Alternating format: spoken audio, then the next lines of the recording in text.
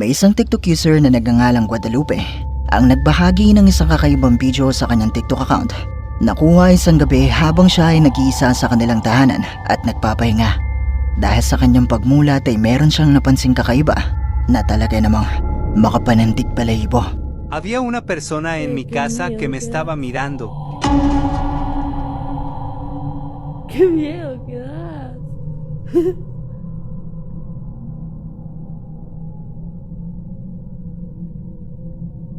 ¿Qué haces?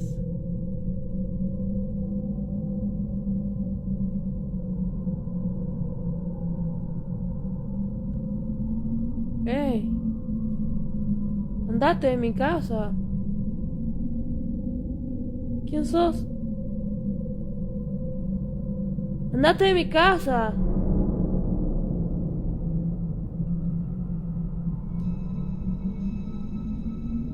¡Eh!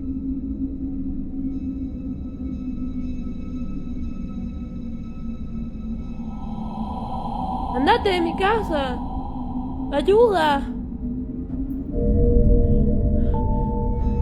Mula sa bidyong ito ay pinakita ni Guadalupe ang isang itim na figura na mistulang isang tao na nakatayo lang at hindi gumagalaw, na nung una ay inakala niya na isa lang sa kanyang kapamilya, pero matapos nito ay nakumpirma niya na mag-isa lamang siya ng mga oras na ito at walang ibang taong naroon sa kanilang tahanan.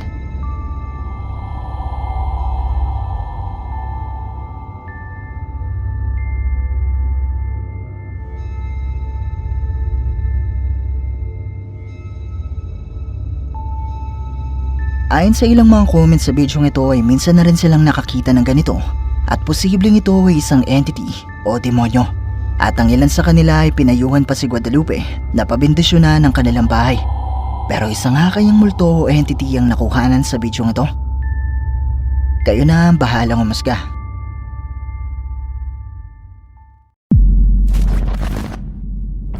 Ang Chinese ghost hunter na si Xiaolong ay muling binisita ang isang abandonadong ospital sa China na pinaniniwala ang haunted at ilang ulit na rin niyang napuntahan. Pero dahil puno ito ng mga pagpaparamdam na nakuhanan niya sa mga nakaraan niyang pagbisita dito, ay paulit-ulit itong nire-request sa kanya ng kanyang mga viewers. At sa muling ang pagbisita ni Xiaolong sa ospital na ito, 打嗝了！哎呦我操，这里边凶啊！你滚，听着没？嗯，这什么嘚儿啊？我操！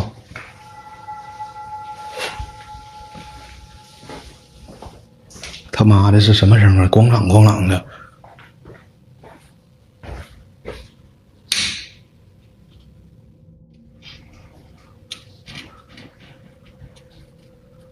风刮的应该是。哎，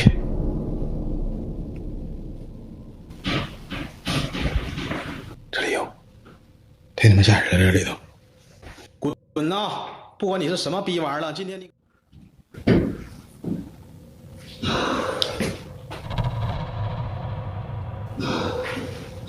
谁呀？谁呀？听着我们咳嗽好像是不是？谁呀？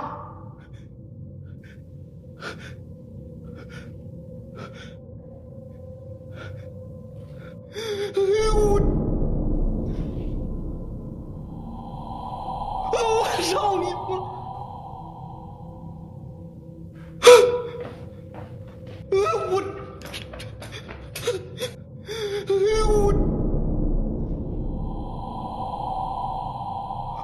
操你妈！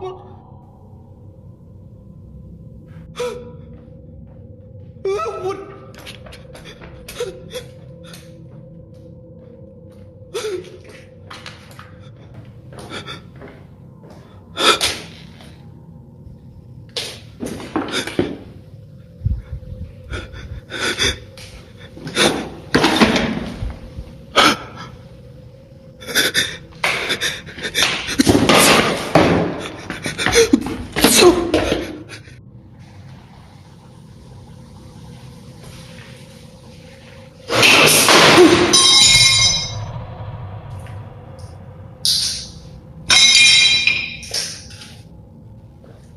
感觉他就在周围一样。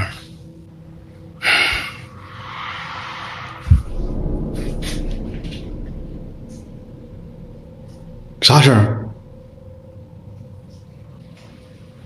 是汽车，汽车，汽车，汽车。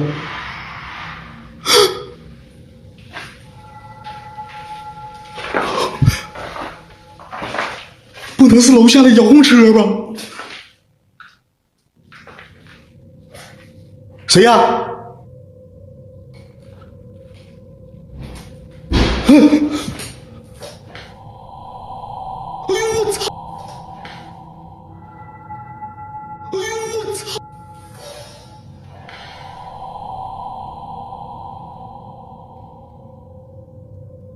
哎呦我操你妈！哎，我操！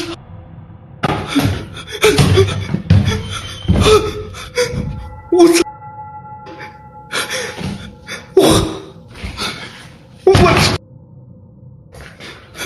我怎么看错人了？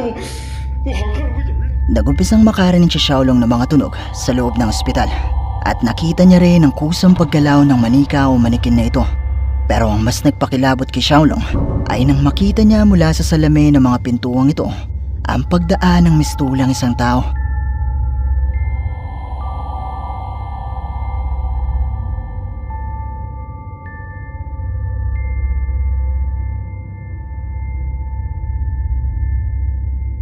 Agad-agad naman itong sinundan ni Xiaolong at makikita pa ang pagbukas at pagsara ng pintuang ito ng isang kwarto na mistulang may tao na pumasok sa loob. Pero nang pasukin na ito ni Xiaolong ay wala naman siyang nakitang tao na naroon.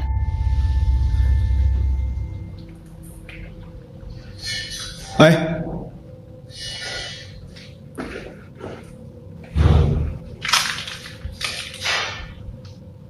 谁呀？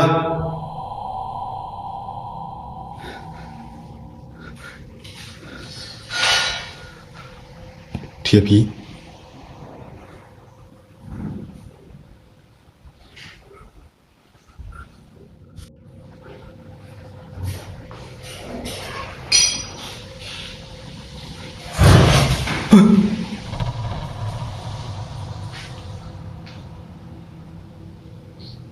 谁呀？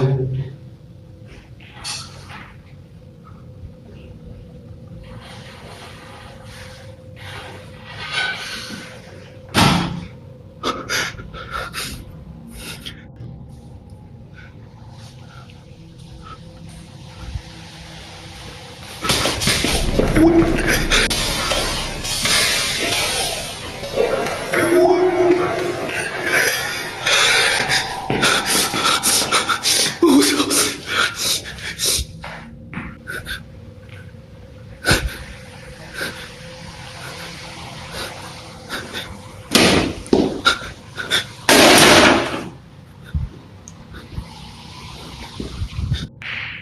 操你妈的！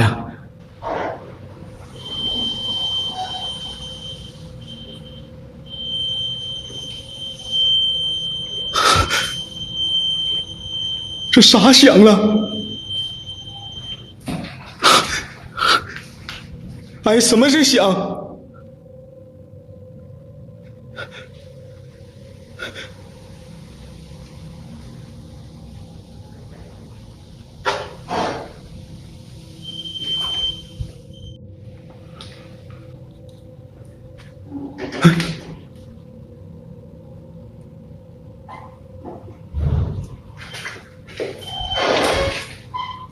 我怎么感觉像那门呢？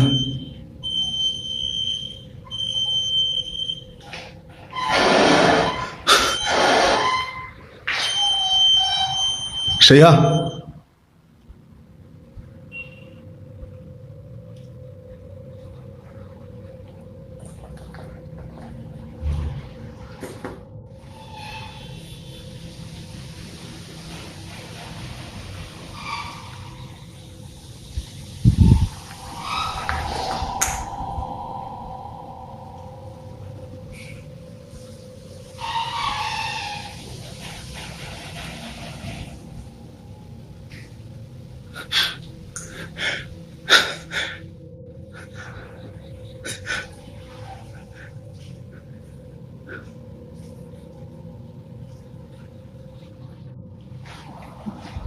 有人吗？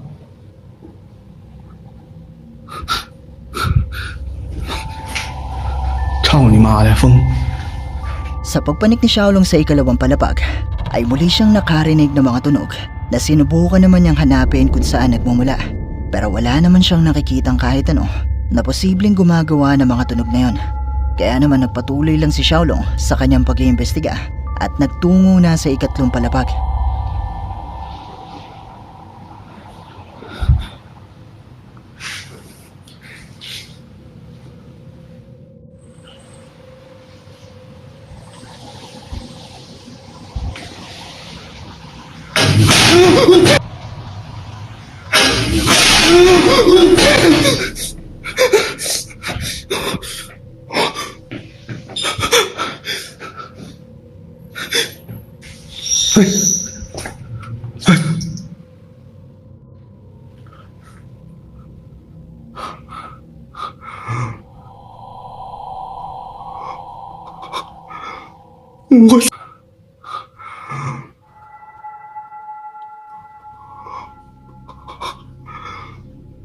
我操你妈的！我操你妈！哎！我操你妈！哎！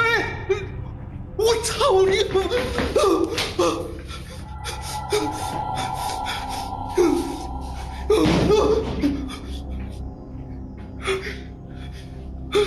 我操你妈！ Mula sa ikatlong palapag ay patuloy pa rin nakakarinig ng mga tunog si Xiaolong. At sa bahaging ito nang sinubukan ni Xiaolong na tumingin sa isang salamin, ay meron siyang napansin na tila isang tao na agad-agad naman niyang nilingon. At sa kanyang paglingon ay makikita pa din ang imahe sa salaming ito na lumalakad papalayo. Pero nang agad-agad naman itong sinundan ni Xiaolong sa loob ng kwarto, ay wala na ito.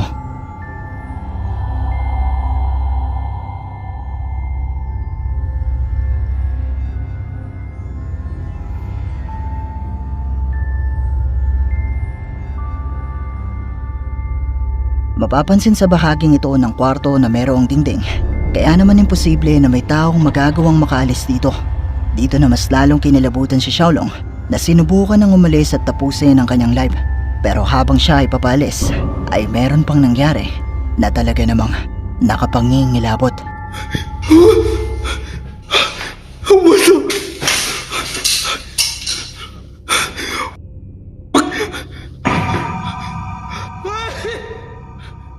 我操你妈！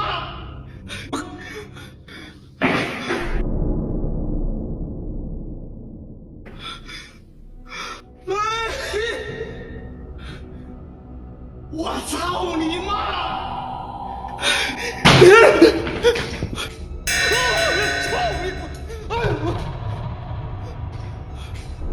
我操你！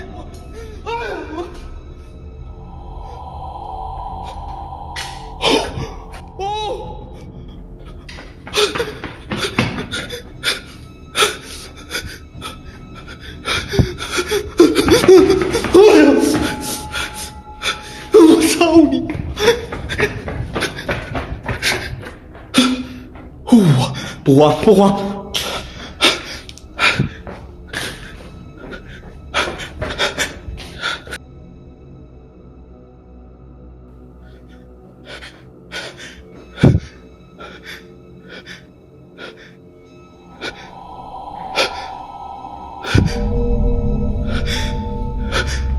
Habang sinusubukan ni Xiaolong na umalis na sa abandonadong ospital, nagpakita sa kanya mula sa kwartong ito ang tila isang tao na may puting kasuotan na mistulang isang doktor. Nakarinig si Xiaolong ng tunog sa kanyang likuran at nang nilingon niya ito ay nakita niya ito na nasa kanyang likuran na.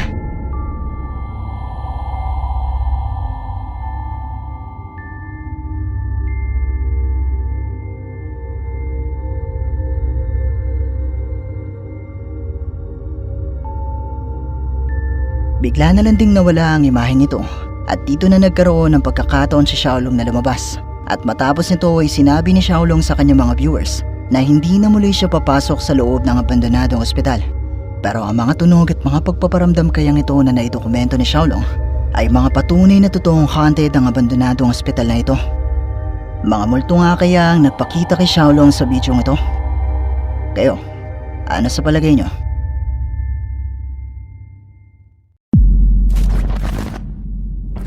ang UK Ghost Hunters na binubuo ni na Jeb, Mark at Bill ng YouTube channel na Ghost Tech Paranormal Investigations ay muling binisita ang isang abandonadong eskwelahan sa England na sinasabing nakatayo na mula pa noong 1800s na inabandona taong 2012.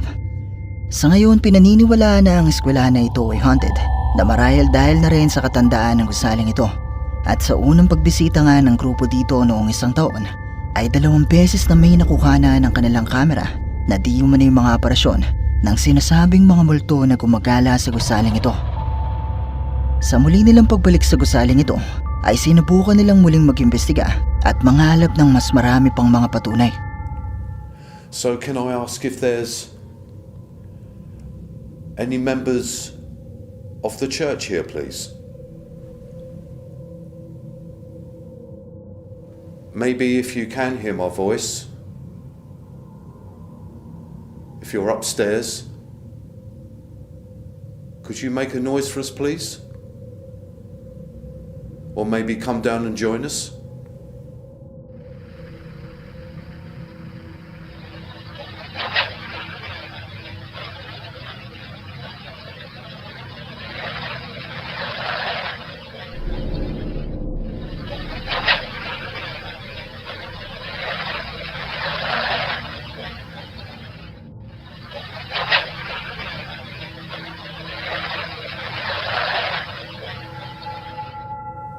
Are you able to leave the house, go into the school area? Or perhaps when you lived here, the school hadn't been added and that was part of your garden?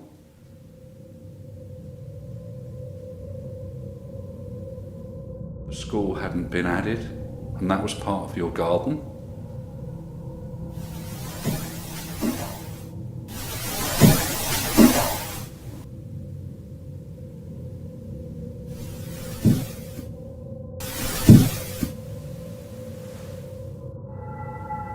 Was that walking? There's 2 knocks over there. Yeah, it sounded like there was some noise on the floor. Walk towards me. Yeah, that definitely came by you, Jeff. Let me come and stand over here. Now you've run away. To be fair, you can push or touch myself or Mark over there. It would just be really nice if... Okay. Right behind me, that was. It was in the corners. Corner.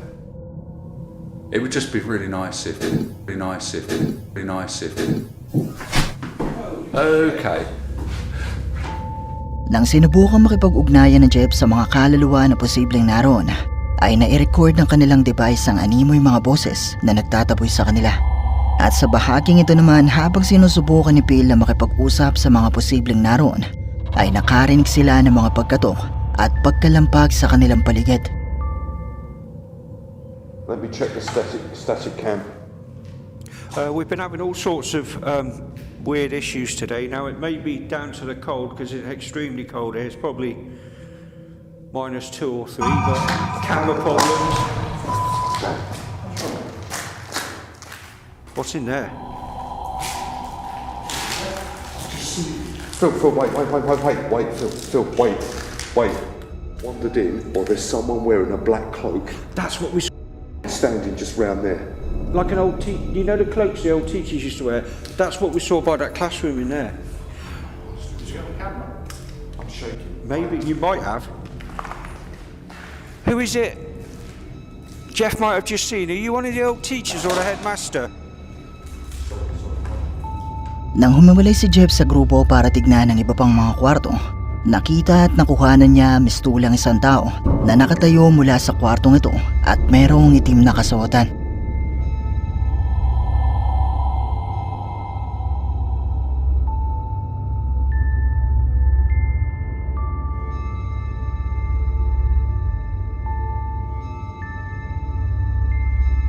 Sinubukan ng grupo na muling tignan ang kwarto at hanapin ang nakita ni Jeb, pero wala naman silang nakita na kahit na sino. At sa pagtatapos ng kanilang investigasyon, kumuha ng mga litrato si Jeff habang sila ay papalis.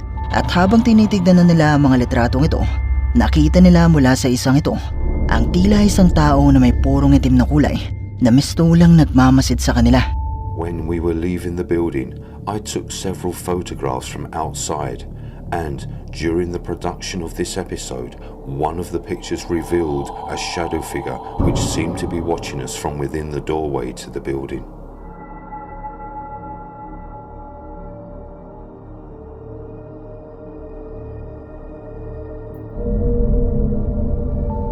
Ang mga tunog at mga pagpaparamdam kayang ito na nakuhanan ng grupo ay mga patunay na totoong haunted ang lugar na ito.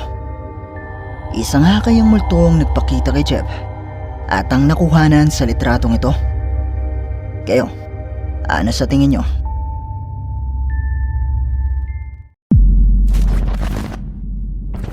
Ang Pinoy Ghost Hunters na pinangungunahan ni Drev ng YouTube channel na Drev David TV ay binisita ang isang abandonadong bahay sa UAE na itinayo noong 90s at tinirhan ng isang pamilya.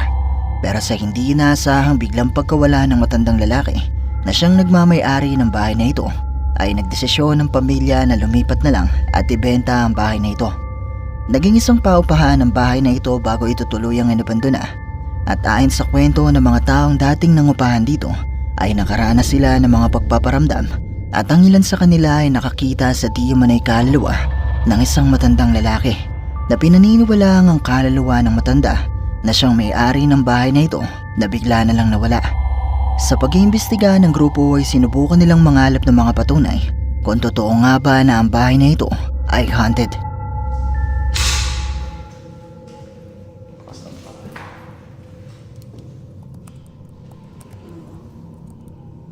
Mga bakas ng paa.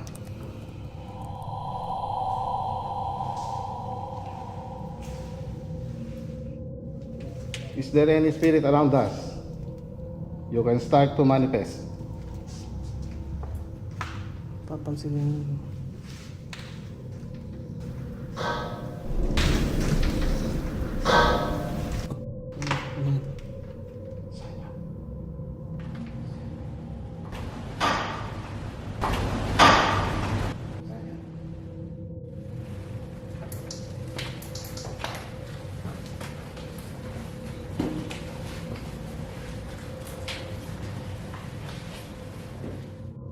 Parang dito yung narinig kong tumunog eh.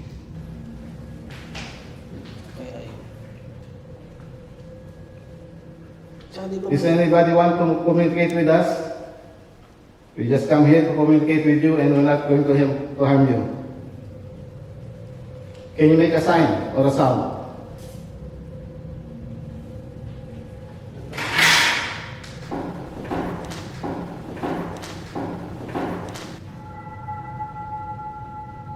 Saan yun? Tumutunog. Kaliwa.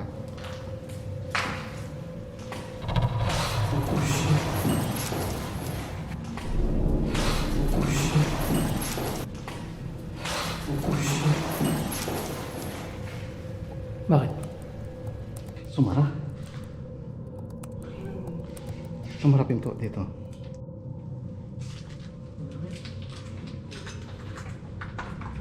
Saglit.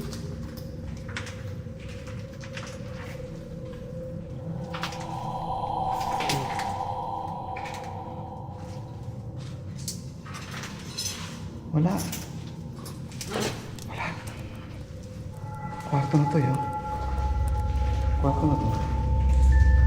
Nagumpisang makarinig ng tunog ang grupo na nagmumula sa itaas at sinubukan nilang pumanik para subukang hanapin ang pinagmumula ng mga tunog na yon. At dito ay muli silang nakarinig ng mga tunog at nang sinubukan nilang i-check ang isang kwarto, nakita nila ang bahagyang pagsara ng pintuan nito. Pero nang nilapitan na nila ito at tinignan, ay wala naman silang nakitang kahit ano na naroon. Nagumpisang makaramdam ng kilabot ang grupo ng mga oras na ito at hindi na gustong tumuloy ng ilan sa kanila. Pero sinubukan pa rin ni Drev na magpatuloy at pasukin ng iba pang mga kwarto. Hello? Anybody here? Kwarto pa dito. Laking kwarto.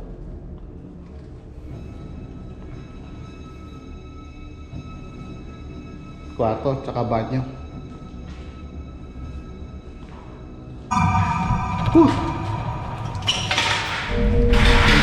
May tao? May tao? Nang pumasok na si Drep sa loob ng isang kwarto at tinignan ang loob ng banyo, nakita niya mula rito ang isang puting ibae na mistulang isang tao na may balot na puting tela. Dito na sila nakaramdam ng takot para sa kanilang seguridad at nagdesisyon na tapusin na ang kanilang pag-iimbestiga.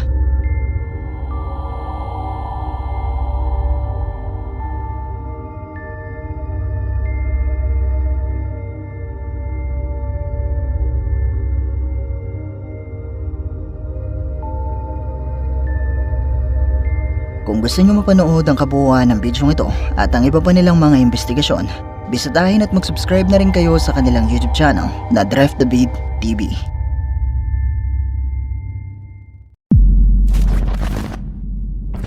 Ang litratong inyong makikita ay mula sa isang TikTok user na may username na Madam Kikay TV. Pero bago ko sabihin sa inyo ang kwento sa likod ng litratong ito, ay subukan nyo muna itong tignan kung meron ba kayong mapapansing kakaiba.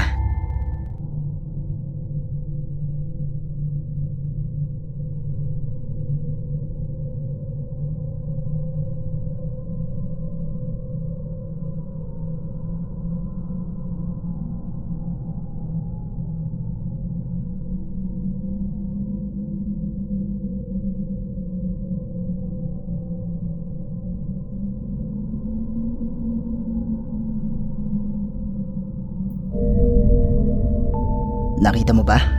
Sa litratong ito ng mga faculty members ng isang eskwelahan dito sa atin sa Pilipinas, ay mapapansin ang nag-iisang bata na kasama sa litratong ito, na ayon kay Madam Kikay ay dapat ay wala sa litratong ito dahil ang litratong ito ay para lang sa mga faculty members at wala naman di man ng bata na naroon noong mga oras na kinuna ng litratong ito.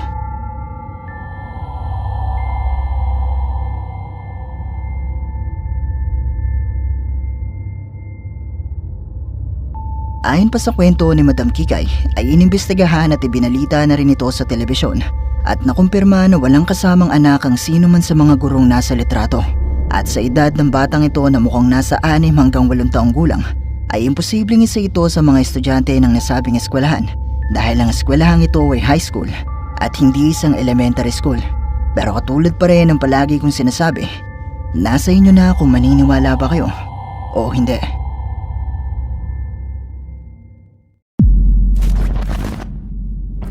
Ang bidyong ito ay mula naman sa isang lalaki na tumira pansamantala sa bahay ng kanyang lola para samahan at damayan ito matapos ang pagpanaw ng kanyang lolo.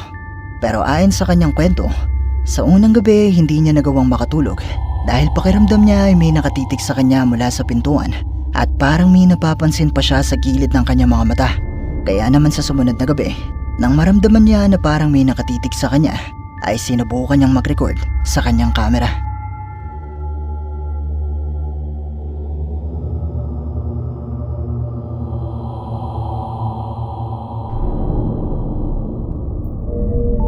Mula sa bidyong ito makikita mula sa pintuan ang paglitaw at pagtungaw ng isang matandang lalaki na ayon sa kanya ay ang multo ng kanyang lolo na hindi niya di umano nakikita sa mismong pintuan at nakita niya lang nang mapatingin siya sa kanyang cellphone camera.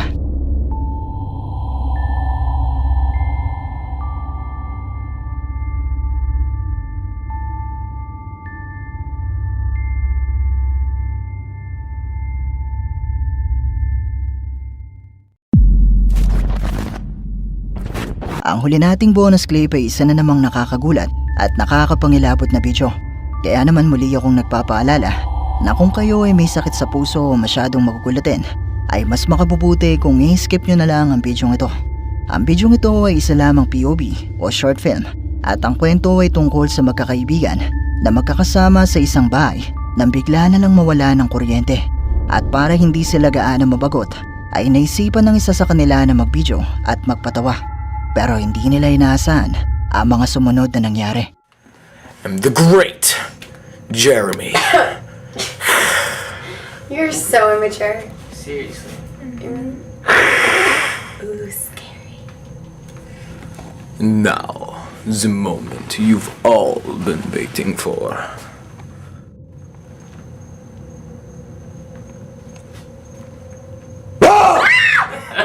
You are. This is every time, ladies and gentlemen. You. Oh, crap! What? I just saw something outside. We're not that. No, seriously, guys, I saw something outside. Where? I don't know. Dude, I'm definitely not seeing anything out here. Where is that?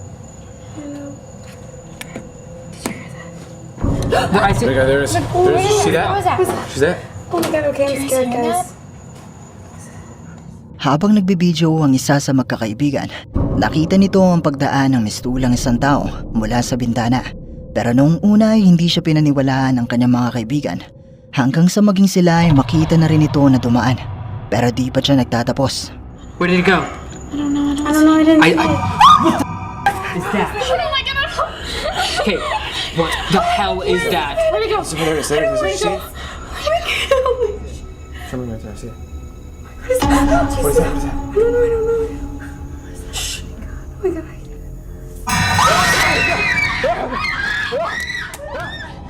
Nakita ng grupo ang isang nilalang na may umiilaw na mata na bigla na lang ding naglaho. Pero bago matapos ang bidyong ito ay muli pa itong nagpakita sa kanila na mistulang papalapit. At dito na nagtatapos ang ating video. Kung nagustuhan mo ang bidyong ito, sana ay mag-iwan ka ng like at ng iyong komento. At kung hindi ka pa nakasubscribe sa channel na ito, ay mag-subscribe ka na at i-hit mo na rin ang notification bell para updated ka sa mga bago nating upload. O paano? Paalam mo na sa ngayon at kita-kits na lang sa susunod nating video. Maraming salamat!